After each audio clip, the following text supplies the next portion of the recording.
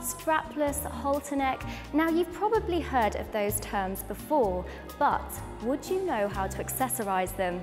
Welcome to Accessories Boutique, a show to inform and inspire brides on how to accessorize for their big day. Today it's all about romance, and along with a team of experts, we're going to be accessorizing one very romantic dress.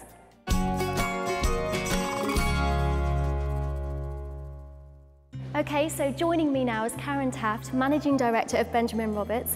Karen, just talk us through this dress. Well, this is one of our best-selling dresses from the Benjamin Roberts collection, and it's easy to see why. It's a very flattering dress. That means that it can suit anybody from size 8 to 28. One of the reasons is the A-line shape of the dress, and A is literally where it's up at a point and it goes out down at the bottom of the skirt. There's a built-in corset as well, which is hidden inside the seams. That pulls in your tummy, pulls in the waist, lifts the bust, everything that a woman wants. So that's mainly why this dress is such a bestseller. So Karen, if somebody wants to put their own stamp on this, what kind of things can they do to make it just a little bit different? Well, one of the things that is lovely about this dress, it does actually come with a belt. You can choose to wear or not to wear. Wow. And that just accentuates the waist. Yeah, it makes it look tiny. You're tiny anyway, but it makes it look even smaller. And then what it's doing, it's just creating a little bit of a focal point. The other thing we can do, not everybody loves their shoulders, so we've got a jacket that we can also put with this. We're looking about something that is really romantic, matches the belt, similar cream to the tulle. And this is just a little shrug that you can wear over the shoulders. And presumably there's a few different types of shrug in the Benjamin Roberts collection. We do quite a few jackets so that you can have this mix and match. And what some girls love to do is they might wear this at the ceremony, and then in the evening they might change it, might even use a little bit of black, and they might have a different colour coordination going on. So it's just really just to give a different look. Karen, I absolutely love this look. I love the shrug. It really complements her curly hair as well. And her waist looks tiny, doesn't it, with that belt? Very romantic. I think that all it's missing is a little bit of detail. So romantic look number 1 is now complete, thanks to Tina, who's the owner and designer from Diamond Art. Tina, why did you choose these particular pieces of jewellery? Well, I chose these pieces primarily because of the lovely detailing in the dress, and we wanted to complement all this detail. So I chose this necklet. As you can see, it has quite a nice long drop, which suits this look here because there's quite a lot of space here. And then to complement that are these lovely drops. And as you can see with the stones in here, again, it just matches and complements the detailing around the dress. So just tell us a little bit about the stones, because I know that you've got a diamond in there, haven't you, as well? Yes, all our pieces contain an element of a diamond because it is the Diamond Love collection. And diamond is all about permanence and forever, so there's a romantic link there. And then we have all these different shaped high-quality CZs so that they gain the light. So as you move in, it just reflects, and it just looks perfect. It completes the look. And when you say diamond, I automatically think ka-ching. But the great thing about this collection is that it's so affordable, isn't it? Well, the motive to design this was so that everybody could really admire the piece but also afford all the range. Looks absolutely stunning. So when a girl's buying a strapless dress, where could she go wrong when, choosing her jewellery?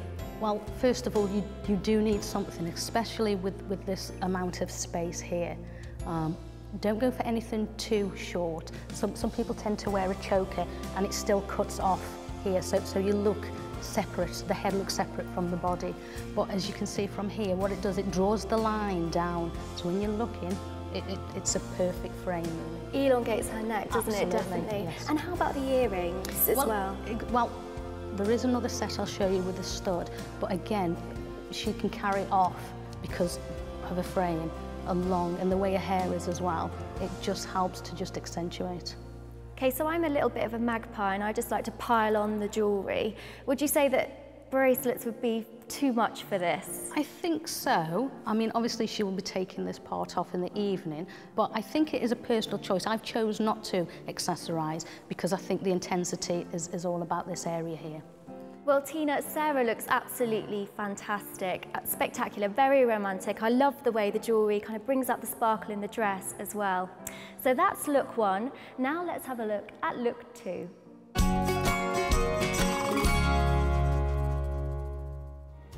Take a photograph of yourself wearing the dress and take it with you, so when you accessorise, you've got a perfect image of where the dress starts and stops, so you get the balance right.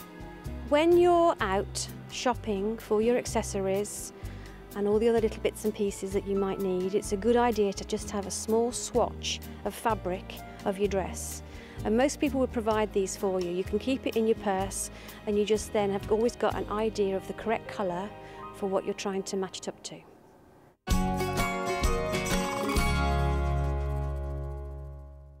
So we've seen this dress one way, now to have a look at it styled in a completely different way. Karen, it looks quite vintage, doesn't it? Well, what we've done a couple of things. We've picked out a belt that has got a little bit more of a dark, diamanty, vintage look about it. So it's embellished here, it's just clipped at the back on hook and eyes.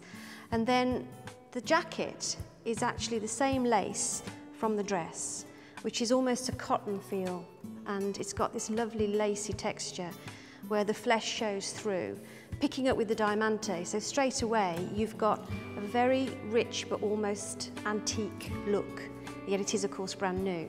And the sleeves can be worn down or hoisted up depending on how somebody feels, but it does give that different edge to the dress.